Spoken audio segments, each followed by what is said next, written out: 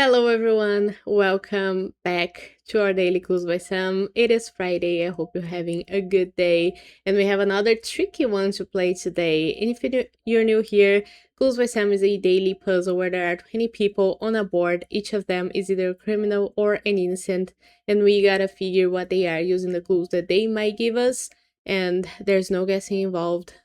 All of the people tell the truth, not even the criminals lie. If you want to play, the link is in the description and you can finish the puzzle or maybe come back and if you have any questions about the logic. I'm going to be explaining it as I solve and hopefully get a perfect solve today. Let's start and see how this goes. We start with Andre telling us that only one of the two criminals in row 3 is Gabe's neighbor. So Gabe is in row 2 and he has 3 people neighboring him in row 3. And the clue also tells us that there's 2 criminals total in row 3. So, of the 3 people neighboring Gabe, only one of them is a criminal. So let's say that Martin is that criminal. The other 2 people will be innocent. And since we need 2 criminals in row 3, there's 4 people total. The only person that is not neighboring Gabe has to be the second criminal in this case, even though we don't know who the criminal neighboring Gabe is. We just know that there's 2 innocents here. So we leave that clue there and we check it back later to see who is going to be the criminal. And now we look at Joyce.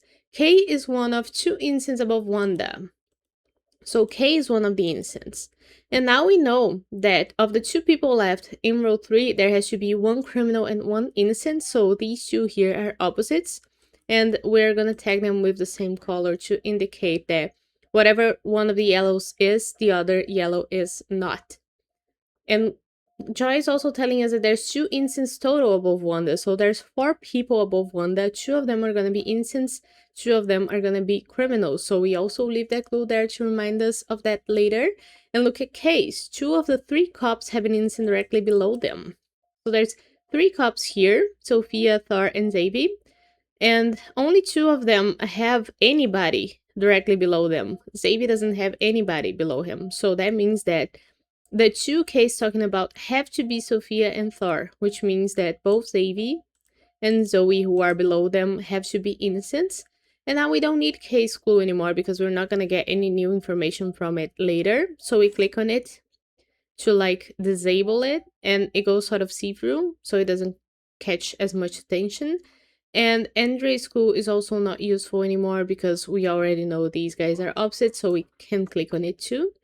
Now we have Zoe's clue telling us that each column has at least 3 innocents. And what column do we know has 2 innocents already?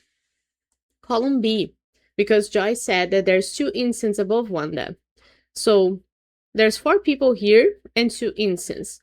There's 5 people total in column B. So only 1 person who we don't know if is an innocent or a criminal, but we know that they have to be an innocent now so that we can have the total 3 that Zoe says that there is in each column. So one that has to be an innocent in this case. And we can get back to this clue later if we need. So we're going to leave that there. Xavier says that row 1 is the only row with exactly 3 innocents. Okay, so now we know the total for row 1, but we don't know who those 3 are yet. So we look at Wanda's clue. Only one of the 3 guards has a criminal directly below them.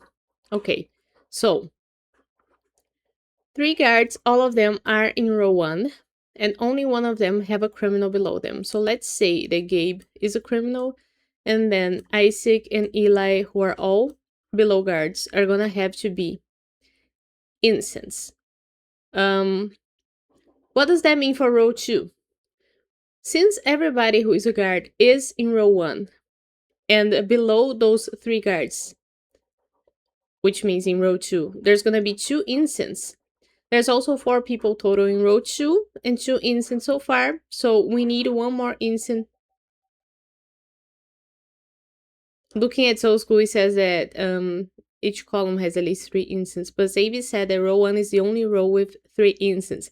So we know that row 2 couldn't have 3 innocents. So we don't need 1 more innocent in row 2. We already know there is going to be for sure 2 innocents. So that means that we couldn't have any more. And Flora, who is not below a guard, couldn't be an innocent. She has to be a criminal then, even though we don't know who the 2 guards with innocents below them are. So we leave all of the clues that we have there. And we also know that Rose and Bonnie are also opposites, right? So we tag them with the same color, a different color than Martin and Petra, so that we don't get them confused later. Flora says there are exactly 2 incenses to the left of Derek. So both Bonnie and Carl are incenses because they are to the left. I ignored Andre completely. Okay, so I'm not gonna get a perfect 12 today, that's okay. But we know that Bonnie and Carl are opposites actually. And so we tag them accordingly with the same color. And since we know that row 1 has to have 3 incenses, that makes Derek an incense. That makes me so disappointed in myself when I simply ignore somebody. Derek now says there's an odd number of incenses neighboring Petra. Okay, so Petra has 5 neighbors total. Gabe, Isaac, Martin, Sophia, and Thor. And an odd number of them are gonna be innocents. One thing we know.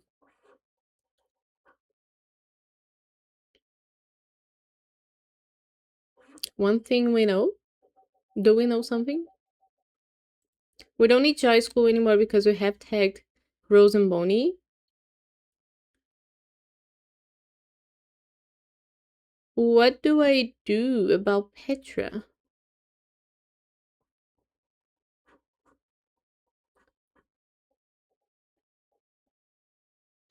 Because let me think. If both Derek and Carl are the guards who have incense below them, that'll give Petra 2 incense, which means she needs at least 1 more neighboring her to make an odd number. If I lost confidence here because of my mistake. This could be.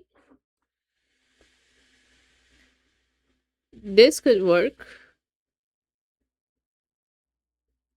I don't see why you wouldn't. Could everybody the neighbor's Petra be an incense? No. Because if everybody the neighbor's Petra is an incense, no. She could have 5 incense. I don't see why she couldn't. Oh, we know that row 5 has to have 1 more incense. So I'm not supposed to be looking at Petra. That's good. Because row 5 couldn't be left with 3 incense since row 1 is the only one with 3. So we need 1 more incense here to get above 3. So Umar has to be an incense. Now Umar says that an odd number of incense on the edges neighbor Flora. So Flora has 5 people on the edges neighboring her. We're talking about incense here, and Andre, the neighbor's Flora, is already an incense on the edge. Flora is gonna have a second incense on the edge neighboring her here because Bonnie and Carl both neighbor her, are on the edge, and are opposites. So 2 total. It's not an odd number, she needs 1 more, so that makes Eli an incense, the last person neighboring her on the edge who could be an incense. And we don't need Umar's school anymore because we have solved Flora's situation here. Eli says that only 1 column has exactly 2 criminals. And we know that column B has 2 criminals total, right? Because it's gonna have 3 incense. So 5 people, 3 incense makes 2 criminals. Which means that column A couldn't have a second criminal, so Kita has to be an incense. And she doesn't give us a new clue. We know that column D couldn't have 2 criminals, so let's try to make that work.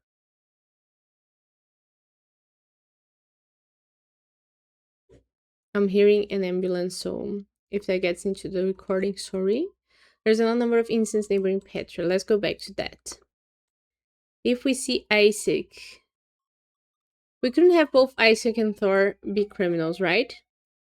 Because both of them being criminals makes everybody else here an innocent. Does it? It could be that Petra has only 1 innocent neighbor. If she has only 1 innocent neighbor, it would have to be Martin, first of all, because column D couldn't be left with 2 criminals. And that wouldn't work because now there's a column that doesn't have 3 instances. But Zoe said that there's at least 3 instances in each column. So if there's at least a third instance in column D, that means that there's at least a fourth instance in column D, right? Because column B is the only one with 3 instances. So there's 4 instances in column D. Could they be Thor and Isaac, and that would make Petra a criminal? Which would give Petra the need to have a third instance neighboring her. Could be Martin. So let's make this scenario. If that happens, I'm not sure this is the right path to get there.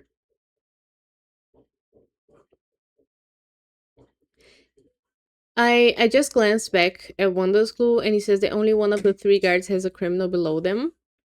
So I was reminded that there's only one criminal, and it has to be either Gabe or Isaac, because one of the guards already got an instant below them. So now we know that Gabe and Isaac are opposites. So we know that Petra doesn't have 5 instant neighbors. So that's one. What else do we know?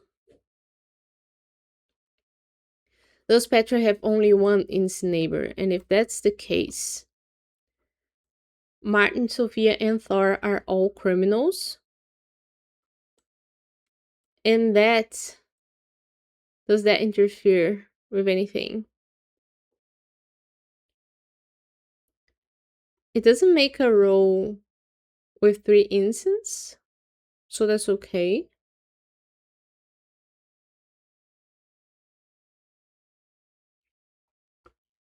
Does it make a column with 3 instances only if Isaac is a criminal and Gabe is an instant? Then we would have column D with 3 instances, so that can't be. That's okay. Can Petra have 3 instant neighbors? I think what we have to check is, can Sophia and Thor both be instants? And if they can, then we know that Petra has 3 instants, which would force Martin to be a criminal. But in that case, we would also need... That solves column D not having 3 instants, so that's good for us. But we would also need Rose to be an instant, so we don't end up with a second row with 3 instances. So Rose being an instant forces Bonnie to be a criminal, which forces Coral to be an instant. Now we have 1, 2, 3 instances in column C, which couldn't be left with 3 instances, so we need to make Gabe an instant as well, which would make Isaac a criminal. So that works. So it is possible for Petra to have 3 instances neighboring her if Martin is a criminal. Can we make Martin one of the... Oh, I clicked something that I shouldn't have clicked.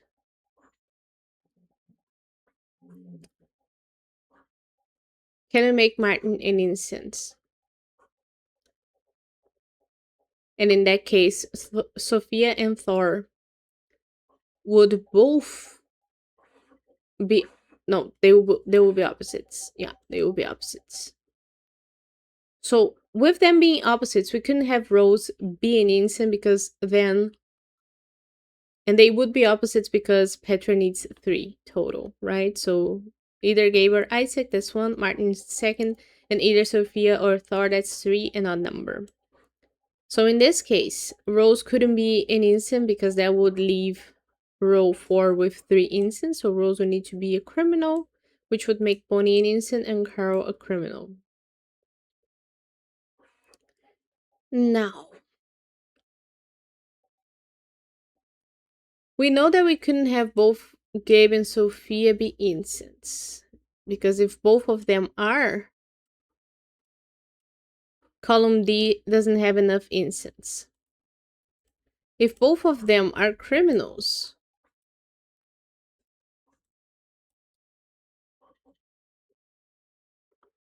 no, Thor has to be a criminal here. Does anything break if both of them are criminals? Oh, Isaac. Oh, I didn't change what I needed to change. If both of them are criminals, column C doesn't have enough innocence. But if so, they would have to be opposites if Martin is an innocent, but that would work. That would work. No, it wouldn't. Because now column D has. So we couldn't have both criminals in column D. We couldn't have both criminals in column C. And we couldn't have them opposites. Because then we would have a second column with 3 innocents. And a third one with 3 innocents. So Martin being an innocent breaks everybody. That is very hard. But it was right. Okay. So now we know. Or do we know? I love when I make an affirmation and then I realize midway that it's not really that certain. There's a number of instances they repeat. Yeah, we're working on that. So let's think about that again. How does this work now for us? If I made Sophia and Thor both criminals, it can happen. So who am I supposed to be looking at now? If I made both of them criminals, then Isaac could have to be innocent because we couldn't be left with 2 criminals in column D, least, because it would break the least 1, 2, 3. Not the least. It would break the fact that column B is the only one with 3 innocents. So, Derek, Isaac, Petra, and Zoe being innocents is the minimum if both of these guys here in row 4 are criminals. So that would make Gabe a criminal. And now, column C doesn't have enough innocents. It doesn't have 3. It can only have at most 2. So Sophia and Thor couldn't both be criminals. And they couldn't be opposites because Petra will be left with an even number of innocents if they're opposites. So Sophia and Thor are both innocents. Okay, I'm getting my confidence back. That's good. Now, row 4 has 3 innocents, but we know that row 1 is the only one with 3, so row 4 needs a 4th innocent. Rose has to be that innocent, and Rose was opposites with Bonnie, so that makes her a criminal, which makes Carl an innocent. And we don't get new clues. How?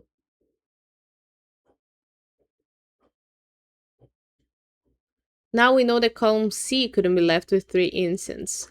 So Gabe has to be the 4th innocent here, which makes Isaac a criminal. Okay, that was a struggle. That was really a struggle. Yeah, a tricky one with 18 minutes. So, and a yellow. So that's really hard for me. I wouldn't have put this as a tricky. I love how I take myself as a baseline. It's hard for me, so it shouldn't be tricky. But we have a history, me and Close by Sam, okay? I feel a little bit entitled to give my opinion. But I love the theme, the garlic and vampires theme.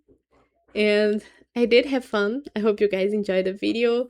Let me know if you got any yellows too, or if you were all green better than me today. And I hope you have a great Friday. I'll see you tomorrow for more Close by Sam, and hopefully a surprise. Let's see. Let's see. Bye bye.